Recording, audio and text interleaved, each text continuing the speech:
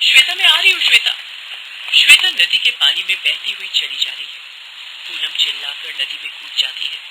नदी के आसपास बहुत सारे लोग खड़े हो जाते हैं, मगर कोई पानी में उतरने की हिम्मत नहीं करता।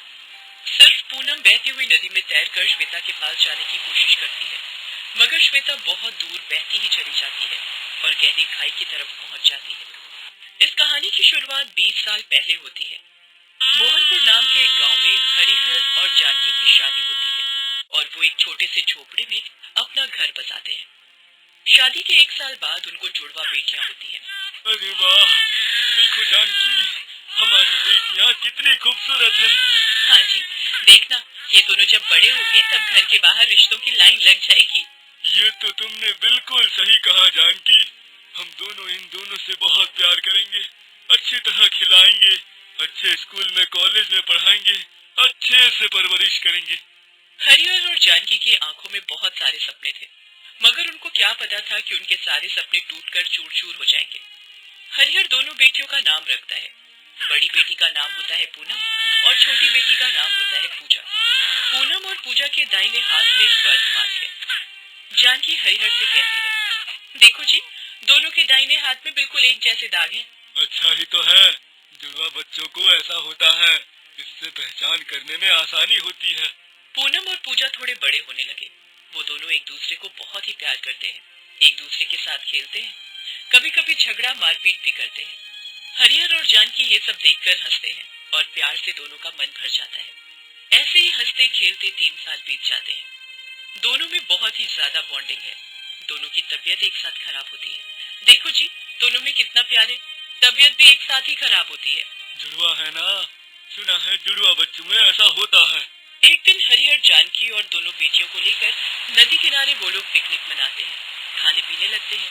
पूनम और पूजा बैडमिंटन खेलने लगते हैं। चल पूनम, बैडमिंटन खेलते हैं। हाँ हाँ चल पूजा, बहुत मजा आएगा। ठीक है, खेलो खेलो, मगर नदी के ज्यादा पास मत जाना, गिर जाओगे। ठीक है पापा।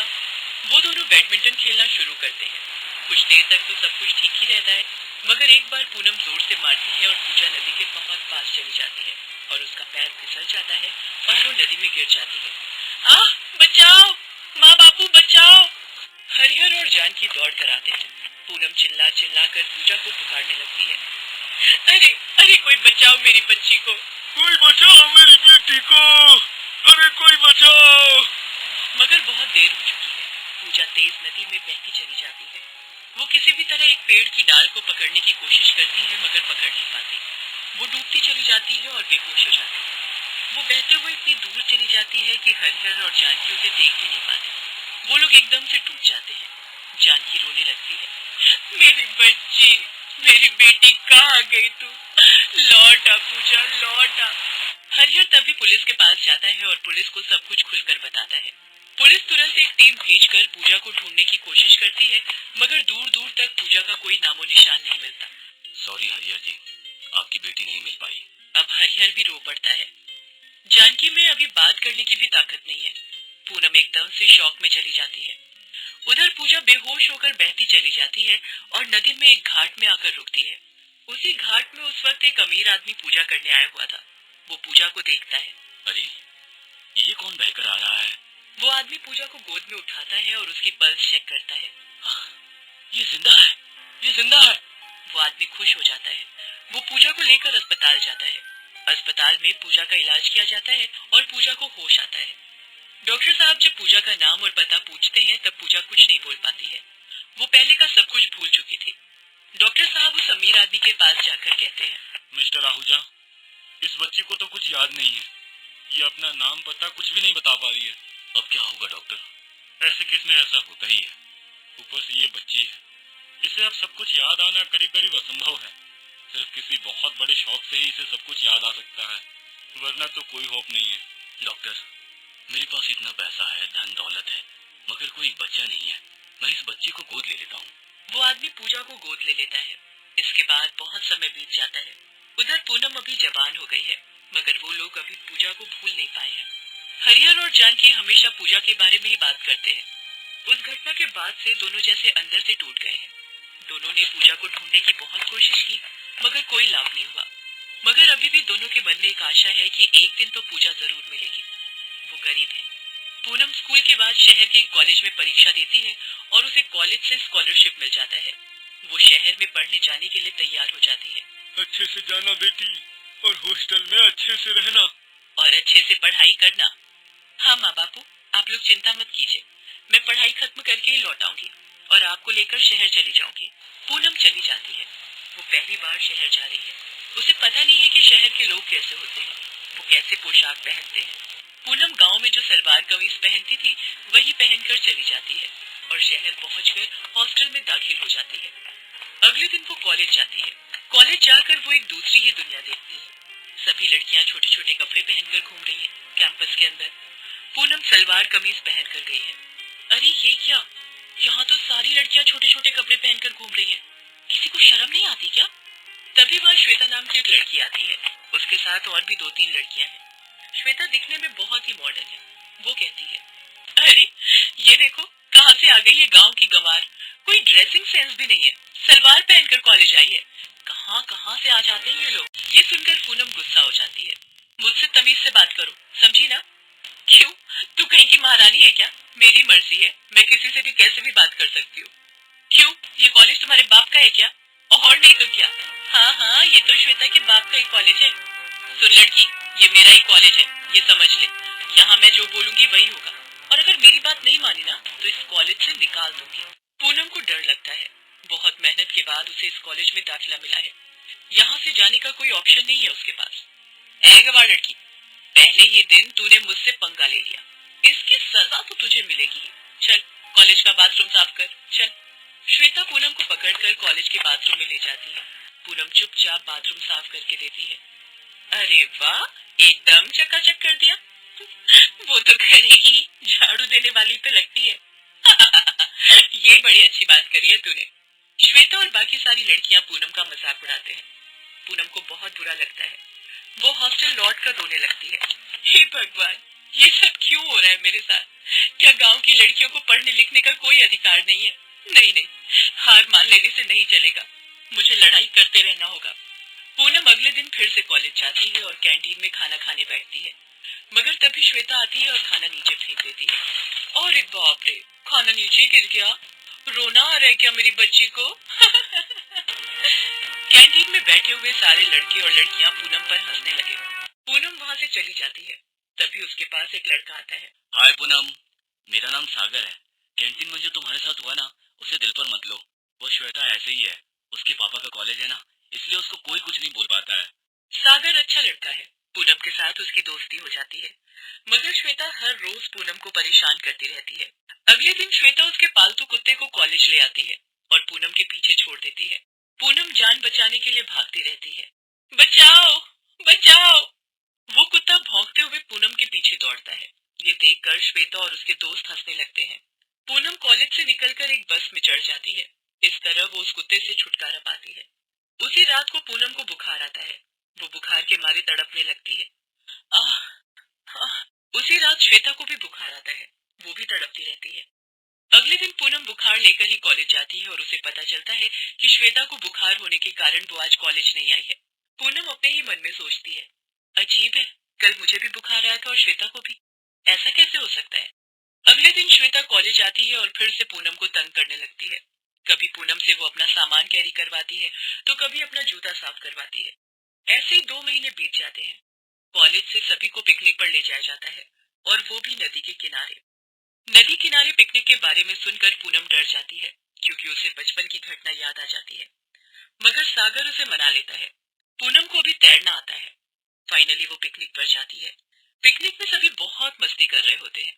वहाँ पर भी श्वेता पूनम को परेशान करती है। उसका सामान वो पूनम से कैरी करवाती है। ऐसे ही सब कुछ चल रहा होता है। श्वेता अपने दोस्तों के साथ बैडमिंटन खेल रही होती है और तभी नदी के पास जाकर पैर फिसलकर वो नदी में गिर जाती है और नदी के स्रोत से बहने लगती है। सभी चौंक जाते हैं और नदी के पास आ जाते हैं। तभी पूनम चिल्लाती है, श्वेता, श्वेता मैं आ रही हूँ श्वेता। श्वेता नदी के पानी में बहती हुई चली जा रही है। पूनम चिल्लाकर नदी में कूद जाती है। नदी के आसपास बहुत सारे लोग खड़े हो जाते हैं मगर कोई भी पानी में उतरने की हिम्मत नहीं करता। सिर्फ पूनम बहते हुए नदी में तैरकर श्वेता के पास जाने की कोशिश करती है। मगर श्वेता बहुत दूर बहती ही चली जाती है और गहरी खाई की तरफ पहुंच जाती है। और तभी एक मगरमच्छ श्वेता की तरफ बढ़ने लगता है। श्वेता जोर जोर से चिल्लाती है। आसपास के सभी लोगों को यही लगता है कि आज श्वेता का आखिरी दिन है। मगर तभी पूनम को एक पेड़ की टूटी हुई लकड़ी मिलती है और वो उसे पकड़कर जोर से तैरने लगती है। लकड़ी का टुकड़ा हल्का है, इसलिए वो जल्दी से श्वेता के पास पहुंच जाती है। उसके बाद पूनम श्वेता को एक हाथ में पकड़कर पानी में डुबकी लगाती है और मगरमच्छ को धोखा देकर वो नदी के दूसरे किनारे पहुंच जाती है। इस तरह वो श्वेता को बचा लेती है। पूनम श्वेता को नदी से ऊपर उठाती है। श्वेता बेहोश है। तभी वहां पर डॉक्टर आते हैं और श्वेता का ट्रीटमेंट करते हैं। श्वेता को होश आता है। श्वेता आंखें खोलती है। श्वेता के दोस्त उसके पास आते हैं। श्वेता, तू ठीक तो है ना श्वेता? श्वेता? कौन श्वेता? मेरा नाम पूजा है। सभी चौंक जाते हैं। सबसे ज्यादा चौंकती है पूनम। मैं अपने माँ बापू और बहन के साथ नदी किनारे पिकनिक मनाने आई थी, मगर बैडमिंटन खेलते हुए नदी में गिर गई। मुझे अपनी बहन, अपने माँ बापू के पास जाना है। अरे, ये क्या कह रही है श्वेता? अगर ये सच है तो उसके दाहिने हाथ में मेरी तरह एक बर्थ मार्क होना चाहिए। देखो तो। पूनम श्वेता का दाहिना हाथ अपने हाथ में लेकर देखती है और उसे वो बर्थ मार्क दिखाई देता है। पूनम रो पड़ती है और कहती है, पूजा, तू पूजा है, मेरी बहन। मैं पूनम हूँ बहन, पूनम। पूजा पूनम को गले लगा लेती है। तभी वहाँ वो अमीर आदमी आता है, मगर श्वेता यानी कि पूजा उसे पहचान नहीं पाती। इसके बाद वो अमीर आदमी पूनम से सब कुछ कहता है, कैसे पूजा उसे नदी के घाट पर मिली, कैसे वो सब कुछ भूल चुकी थी और कैसे उस आदमी ने उसे गोद लेकर बड़ा किया। डॉक्टर ने कहा था कि किसी बड़े शौक के पाने के बाद ही इसे पुरानी बातें याद आ सकती है। आज वो सब कुछ हुआ जो इसके साथ बचपन में हुआ था, इसीलिए इसको फिर से सब कुछ याद आ गया बेटा। मेरी बहन, आखिरकार मेरी बहन मुझे मिल ही गई। चल बहन घर चल, माँ बापू बहुत खुश होंगे। पूनम पूजा को गांव ले जाती है। वो हरिहर और जानकी से मिलकर रो पड़ती है। हरिहर और जानकी की खुशी का कोई ठिकाना नहीं रहता। वो अमीर आदमी पूजा और पूनम को कॉलेज पास करने के बाद नौकरी दिला देता है। सभी शहर आकर खुशी खुशी जीवन बिताने लगे। ये कहानी है गर्भवती सावित्री की। वो बहुत ही गरीब है और हाथ रिक्शा चलाती है। कभी वो स्टेशन के पास तो कभी बस स्टैंड तो कभी किसी मॉल के पास सवारी के इंतजार में खड़ी रहती है। और जैसे ही उसे सवारी दिखती, वो उन्हें चिल्ला चिल्ला कर आवाज देती, मायागंज, रामनगर, श्यामपुर, आदमपुर। अरे, श्यामपुर चलोगी क्या? हाँ साहब, चलूंगी। कितने पैसे लोगी श्यामपुर के? साहब, श्यामपुर तो बहुत दूर है, 20 रुपए लगेंगे। 20 रुपए? अरे पैसे क्या पेड़ पर उगते हैं? मैं 12 रुपए से 1 पैसे अधिक नहीं दूंगा। सावित्री को कभी उसकी मर्जी के मुताबिक पैसे मिल जाते तो कभी उसकी उम्मीद से बहुत कम। लेकिन वो क्या करती? किसी को इनकार तो कर नहीं सकती थी। अगर इनकार किया तो जो भी पैसे मिलने होते वो भी नहीं मिलते। ठीक है साहब, चलिए, आप 12 रुपए दे दीजिएगा। इन दिनों भीषण गर्मी पड़ रही थी। 10-11 बजे ही सड़कें सुनसान हो जाती। दोपहर में तो खैर कोई निकलने का नाम ही नहीं लेता, क्योंकि लू के थपेड़ों से सभी बचना चाहते। लेकिन उस चिलचिलाती गर्मी में भी गर्भवती सावित्री हाथ रिक्शा लिए सड़क किनारे मुसाफिरों के इंतजार में खड़ी रहती। लेकिन गर्मी इतनी है कि कोई सवारी उसे मिल ही नहीं रही है। सुबह से दोपहर हो गई है, लेकिन कमाई के नाम पर सिर्फ 15 रुपए ही आए हैं। अगर ऐसे ही चलता रहा तो कैसे काम चलेगा? मकान मालिक 3 बार आकर टोक चुका है। कुछ दिनों से शरीर को जला देने वाली गर्मी के कारण उसका काम बिल्कुल मंदा चल रहा था। लेकिन वो करती भी क्या? थोड़े दिनों पहले ही उस बेचारी पर उस समय बिजली गिरी जब उसके पति हेमंत लाल की मौत टीबी से हो गई। ये क्या हो गया? ये क्या हो गया जी? उस समय वो सिर्फ 4 महीने की गर्भवती थी। अब सावित्री के 8.5 महीने पूरे हो चुके थे, लेकिन उसे काम करना ही पड़ता था। सावित्री इन्हीं बातों को सोच रही थी, तभी एक सवारी उसकी तरफ आई। मायागंज चलोगी क्या? चलूंगी ना साहब। कितने पैसे लोगी? 20 रुपए। सावित्री ने उस सवारी को बिठाया और फिर उस चिलचिलाती धूप में मायागंज की ओर चल गई। उसने सवारी को मायागंज छोड़ा और फिर वापस बस स्टैंड की ओर चल गई। लेकिन रास्ते में उसे चक्कर आने लगे और उसके पेट में जोरों का दर्द शुरू हो गया। आह, ये दर्द, ये दर्द, आह, ये दर्द कैसे शुरू हो गया? आह, आह। वो रिक्शे से उतरकर सड़क पर बैठ गई। दर्द कम होने का नाम ही नहीं ले रहा था। उसे समझ आ गया था कि उसे प्रसव पीड़ा शुरू हो गई है। आह, लगता है मुझे प्रसव पीड़ा शुरू हो गई है। उस चिलचिलाती धूप में सावित्री सड़क किनारे प्रसव पीड़ा में तड़प रही थी। उसे देखने वाला कोई नहीं था। कोई उस ओर से गुजरता भी तो एक गर्भवती औरत पर कौन ध्यान देता। कुछ देर दर्द सहने के बाद सावित्री ने 2 जुड़वा बच्चियों को जन्म दिया। लेकिन अफसोस, जन्म देने के साथ ही वो उन्हें छोड़कर हमेशा के लिए अपने पति के पास चली गई। उसकी दोनों बेचारी बच्चियां उस चिलचिलाती धूप में सड़क पड़ी रोए जा रहे थे। तभी कुछ लोगों की उन बच्चियों पर नजर गई। अरे भाई, ये उस औरत ने तो सड़क पर ही बच्चियों को जन्म दे दिया है। जन्म तो दे दिया है, लेकिन लगता है वो मर चुकी है। अब क्या होगा इन मासूम बच्चियों का? अरे होगा क्या, मर जाएंगी ये भी, क्योंकि इनकी मदद तो कोई करने से रहा। लोगों ने उन बच्चियों के प्रति दुख तो जताया, लेकिन किसी ने उन बच्चियों की कोई मदद नहीं की। वो बेचारी सड़क पर रोती रही। लोग पत्थर दिल की तरह उधर से गुजरते रहे। कुछ देर बाद उधर से एक गाय गुजरती है। जब वो उन बच्चियों को रोता देखती है तो उसके पास चली जाती है। गाय थोड़ी देर उन दोनों बच्चियों को देखती है और फिर उन्हें अपना दूध पिलाने लगती है। एक औरत जो उधर से गुजर रही थी, उसने जब ये दृश्य देखा तो आश्चर्य है, ये गाय इन बच्चियों को दूध पिला रही है। उन बच्चियों को दूध पिलाने के बाद वो गाय उन दोनों बच्चियों को अपने मुंह में उठाकर सड़क से थोड़ी दूर एक पेड़ के किनारे रख देती है। उसके बाद वो खुद पेड़ से पत्तियों को अपने मुंह से तोड़ती है और उसे किसी चादर की तरह बिछा देती है और उन दोनों बच्चियों को वहां पर लिटा देती है। जो लोग उधर से गुजरते सभी उस गाय को देखकर दंग रह जाते। भाई, लगता है ये गाय ही इन बच्चियों को पालेगी। अरे हमें क्या इससे लेना देना, चलो यहाँ से। हर दिन वो गाय उन बच्चियों को अपना दूध पिलाती और फिर वो घास चढ़ने जाती। घास भी वो आसपास ही चढ़ती और उन दोनों बच्चियों पर अपनी नजर रखती। एक बार कुछ आवारा कुत्ते उन बच्चियों के ऊपर झपट्टा मारने वाले थे, लेकिन ऐन वक्त पर वो गाय पहुंच गई और उन कुत्तों से भिड़ गई। कुछ लोगों ने जब ये देखा तो गाय बेचारी इतनी शांत है, लेकिन देखो तो कैसे वो 5-5 कुत्तों से अकेले ही भिड़ गई है। हाँ, तभी तो गाय को माता कहते हैं। वो गाय उन बच्चियों को बहुत प्यार करती थी। अगर बच्चियां कभी रोने लगती तो गाय की आंखों में भी आंसू आ जाते और वो अपनी जीभ से चाटकर उन्हें प्यार करने लगती। धीरे धीरे समय बीतने लगा। वो दोनों बच्चियां 6 साल की हो गई। जिस तरह गाय उन्हें प्यार करती थी, वो दोनों बच्चियां भी उसे प्यार करती। एक दिन, आज बहुत देर हो गई है, हमारी माँ अभी तक नहीं आई है। हाँ, इस समय तक तो वो आ जाती थी। मुझे तो माँ की चिंता हो रही है। मुझे भी। क्या करें हम, माँ को ढूंढने चले क्या? उन दिनों भी भीषण गर्मी पड़ रही थी। वो दोनों बच्चियां अपनी माँ यानी गाय को ढूंढने निकल पड़ी। वो चलती रही, लेकिन गाय का कोई अता पता उन्हें नहीं चला।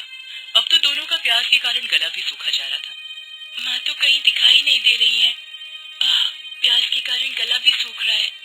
तभी उन दोनों को सड़क किनारे एक नल दिखाई दिया। वे दोनों भागी भागी वहां गई और पानी पीने लगी। पानी पीने के बाद एक बार फिर वो अपनी माँ को खोजने निकल पड़ी। अभी मुश्किल से वो कुछ कदम ही गई थी कि उन्हें एक जगह लोगों की भीड़ दिखाई दी। वो कैसी भीड़? कहीं किसी को गाड़ी से चोट तो नहीं लग गई है? वो दोनों वहां गई तो देखा कि उनकी माँ यानी वो गाय बेहोश पड़ी थी। लोग भीड़ लगाकर उसकी ओर देख तो रहे थे, लेकिन कोई मदद नहीं कर रहा था। तभी उन दोनों बहनों में से एक बहन भागकर सड़क किनारे लगे नल से पानी भर लाई और गाय को पिलाने की कोशिश करने लगी, लेकिन वो गाय पानी पी ही नहीं रही थी। माँ, तुम पानी क्यों नहीं पी रही हो? पियो ना माँ। और तुम्हें क्या हुआ है? तुम इस तरह सड़क पर क्यों पड़ी हो? अब वो बेचारी बेजुबान क्या बोलती। दोनों बहनें अब अपनी माँ की हालत देखकर बहुत परेशान हो गई थी। वो रो रो कर वहाँ खड़े लोगों से मदद मांगने लगी। हमारी माँ बहुत बीमार है, पता नहीं इन्हें क्या हो गया है, इन्हें अस्पताल पहुँचा दीजिए ना। मैं आप लोगों के हाथ जोड़ती हूँ, इनके अलावा हमारा कोई नहीं है, कृपा करके इन्हें अस्पताल पहुँचा दीजिए ना। जमाना अब इतना खराब हो गया है कि घायल इंसान की कोई मदद नहीं करता, तो फिर वो बेजुबान की क्या मदद करता। उन दोनों बहनों के सब्र का बांध टूटने लगा था। उन्हें समझ नहीं आ रहा था कि क्या करे और क्या न करे। तभी उन्हें एक बहुत पुरानी सी टूटी फूटी हालत में एक हाथ रिक्शा सड़क किनारे पड़ा दिखा। उन दोनों बहनों ने गाय को किसी तरह उसमें डाला और अस्पताल की ओर चल पड़ी। माँ तुम चिंता मत करो, हम तुम्हें कुछ नहीं होने देंगे। वो दोनों छोटी बच्चियां उस चिलचिलाती धूप में अपनी गाय को लेकर अस्पताल पहुंची और डॉक्टर के पैरों पर गिर पड़ी। डॉक्टर साहब, हमारी माँ बहुत बीमार है, उन्हें जल्दी ठीक कर दीजिए।